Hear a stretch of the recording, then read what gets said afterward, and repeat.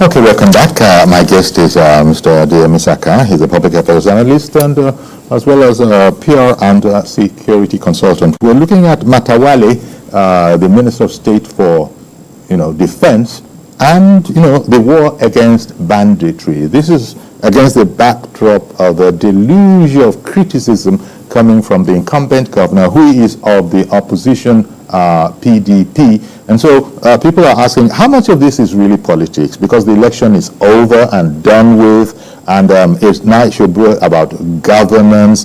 And surely, in the interest of the people, the two, senior politicians should be able to come together. But that doesn't seem to look, it looks like there's no ceasefire. Any opportunity the incumbent governor gets, he's going to be talking about the embezzlement of humongous figures from the treasury in Zamfara. Well, like I said, I think I've pointed that out about the EFCC case, Bawawa is not in office and what have you. I know it's so sad for some people, some of us way back on during the days of former President Muhammadu Buhari, where Nigeria went buying to Kano jets. Yes. So some of us that have little basic and extensive knowledge of counter-insurgency and what have you, we question that purchase, that procurement, because it was not needed. If there's anything you need to fight this kind of war we're dealing with, yes, you need attack helicopters. Okay. And if you want to, we saw how the administration of President Muhammadu Buhari came into office, abandoned and cancelled all previous arms contracts and what have you. But that did not happen in this administration.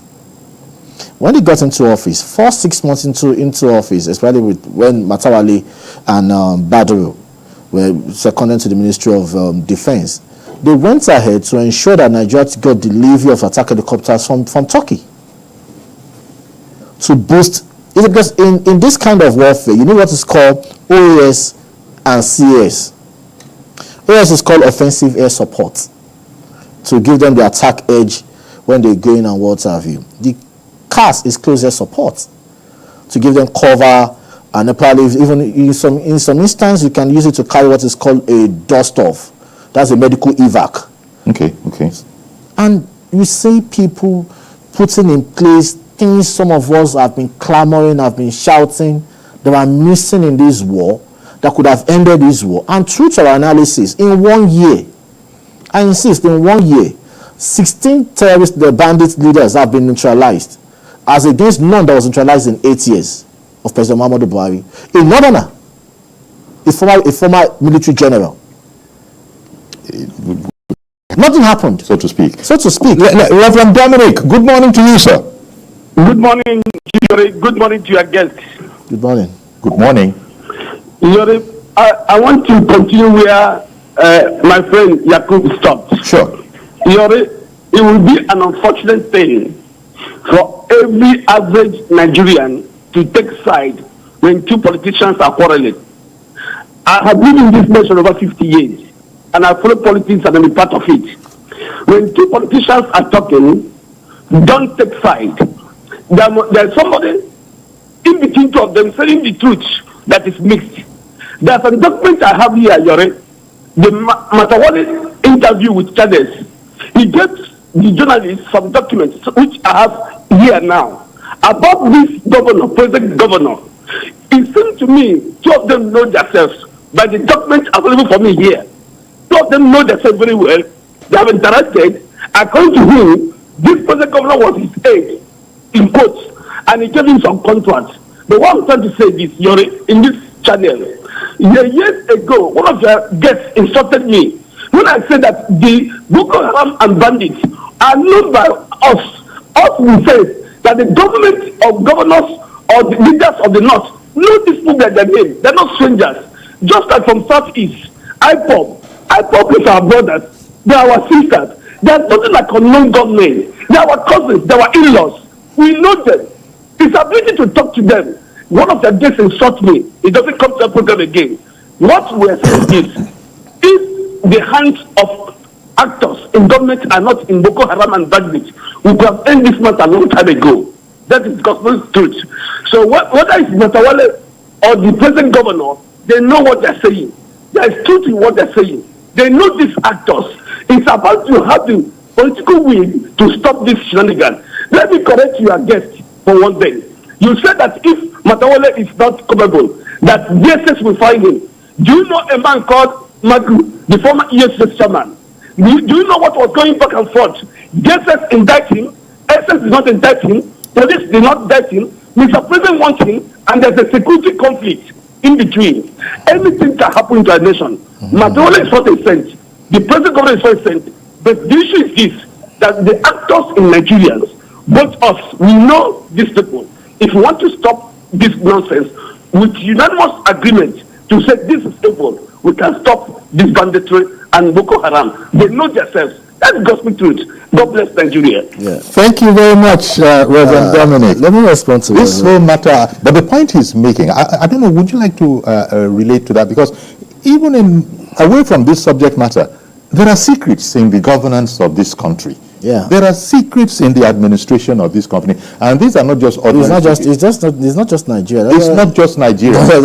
but things unfortunately slip into the open that makes everybody wide-eyed. So what? This could happen in this country? I probably want to respond to Reverend Dominic. As we speak, if there had been nobody that had been turned down based on security reports, that getting an appointment or probably getting a posting, you can as well blame this government or probably believe or suspect this government of shielding anybody that has such indicting reports and still push the person forward into public office. But if there have been something to speak to that can never happen, please let's just let it slide. I will not, even when the DSS, when I accuse them of being a lousy agency, there are some things that the DSS will never compromise. It was widely reported during Salisu Buhari era, when he emerged as the Speaker of that zone, there was a DSS report to President Obasanjo. But Obasanjo stayed action on it because he didn't want to, scuttle the transition, the full transition into democratic rule. And he probably found a political way of probably easing him out. So we cannot say, you see, President Bola Ahmed Tinubu is on a hot seat. I don't pity him, I don't fancy, because I don't even want to be on that seat as we speak. But he knows the economy is not favorable to Nigerians but at least this is going to be the second Independence Day and is going to celebrate tomorrow. We want to have a talking point. And at least he wants to have an achievement, something to brag with. So do you think he will want to fold his hands and compromise his efforts on national security? That is one. Then secondly, it's people should get this. In fact, as we speak today, a Boko Haram fighter surrendered in Borno was widely reported. As we speak today, Shehu Sani, which everybody can say is critical, is objective. If I look at the fact that the Ministry of Defense and the military have done so well because there has been a massive reduction in activities of bandits. Yeah. So please, the question is, why is Dauda Lawa crying?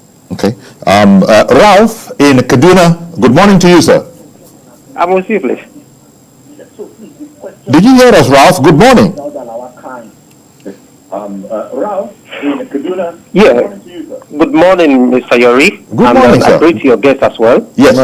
Thank you. Go ahead, please. Yes. Good morning. I greet you, Mr. Yori, and I greet your guest as well. You see, the problem with us many a times is that we. Don't bother about those echoes. Ignore them. When it comes to public analysis, we, the journalists of this country, we are not doing much. It is our responsibility. It is our responsibility to make sure we are investigative enough. And when we have guests who are coming on board for public analysis, they should not take side with anybody. Your guest started on the note of exonerating Matawalle completely. I don't think it is his responsibility to do that kind of exoneration.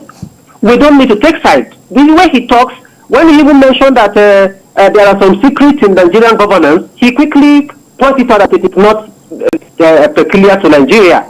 We know that if there should be secrets in Nigerian governance, it should not be played, again, that should be played on security and life of people.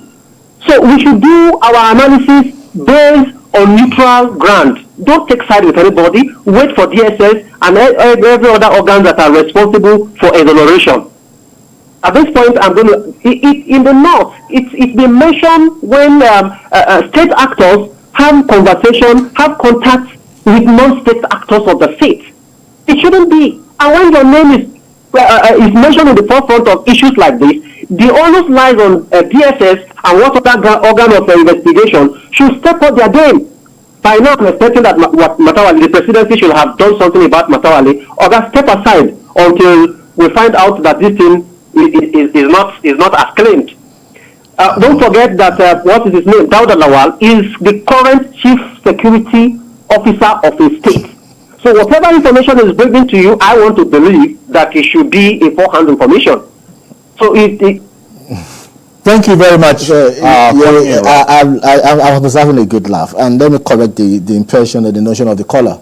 When we talked about secrets, I wasn't being mischievous that it's about security of lives and properties in Nigeria. We were just trying, it was a general thing that there are secrets. But he did say that from the very top of the program, you've been very supportive of one side in this. No, because I'm a Nigerian. Which is but we say, Minister Matawalle. I'm a Nigerian. Sure. I'm speaking to facts. Okay. I'm speaking based on my knowledge. And he said Dauda Lawal is the governor of Zamfara State. Whatever he's saying, he has his facts and his intel. And I asked a simple question. Please tell me, even if it's the Nigerian Peace Corps, where you find the role of the governor in the command structure or chain of command. None. That's why you said it's... Then secondly, when you keep saying the DSS should investigate, I laugh because there's nothing to investigate. Because unless the DSS has done its job before now. And Mr. President has accepted that job going by the actions he took. Unless Dauda Lawal, like I said, unless Dauda Lawal is saying that Mr. President, is questioning the intentions of Mr. President is patriotism. That is why we need to call Dauda Lawal to order. If we should find a way within the law, if it's possible to call Dauda Lawal to order. And what you're saying is that we need to be playing by the rules. There should be a limit to how we go about political opposition. Okay. And playing by the rules is that it is the rule that everybody who Mr. President wants to put in a significant position needs to be vetted by the intelligence service, by the security service, to see that he is indeed appointable. And if they have come back with the results of the investigation and Mr. President has acted on it, that's playing by the rules. So secondly, all this is, you see, there's something in communications, perception management, creating the perception and what have you. Dauda Lawal is obviously, and has obviously created the perception. He wants them to act, to do his bidding. To see Matawalle as a misfit for that office of Minister of Defense.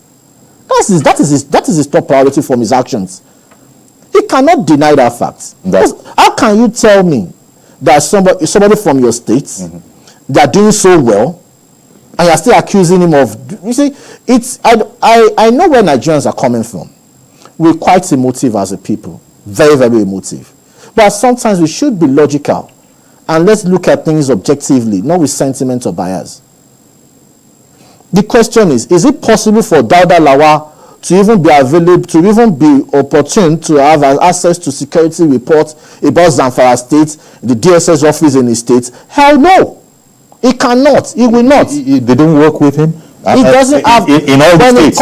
In all the states? It's at the command level. It's anything that has to do with him. I believe there are committees of the governor and these... When it comes to national security, when it comes to about what you need to work with as a state governor, you'll be given to. But when it comes to national security, it's not, it's at the command level. Okay, I hear what you're saying. If it's about, okay, this is what is happening in your state, Mr. Governor, these are the flashpoints and what have you. So when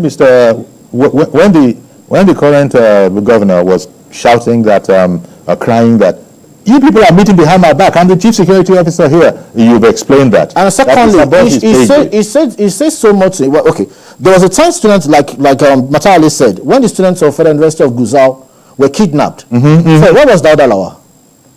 Okay. It was in the US. Okay. And he lost his people so much. He didn't even cut his strip short. Okay. He stayed full length of his trip. Okay, he brought that matter up. Yeah. That the prom-sex children were kidnapped and the bandits, the terrorists, who were, we want to call them, the bad guys, were actually, they paid the ransom. No, in fact, this happened. When the students were kidnapped, in Gusau. That was the first time Banditry and what have you got to the capital. And government paid the ransom. I don't even know how that was settled. I don't even know who paid ransom or who that did is not pay what the ransom. incumbent governor is alleging. But what I said was, as a governor, you're coming to love your people so much. Such an instance that happened that borders on the security that you're thinking is your predecessor. You know, he's been the incumbent governor has been so critical of his predecessor. I know. He even said that there were far too many palm And sex you in see, any and for me, and that he has reduced it. And for me, I'm still questioning this. It's a guy that came out publicly to misinform and lie to Nigerians about his efforts on combating banditry. Because we should question how the community protective. The way you phrase your Yeah, he lied. your points is why some people are saying that. No, but that's the truth. If An analyst is clear. No, but that is the truth. On somebody. No, sorry, I want to ask a question. If somebody gives you an inaccurate or a false account of something, what is that? Shouldn't one be? It's a lie. Because that is it. Because this. Let me not lose Wale, who has called in and is holding on. Good morning, Wale. Thank you for holding on. Wale has called in from insecurity. In a situation whereby a police from that department was sacked, don't you think he will not form alliance with his member and start doing that same thing that they are doing there?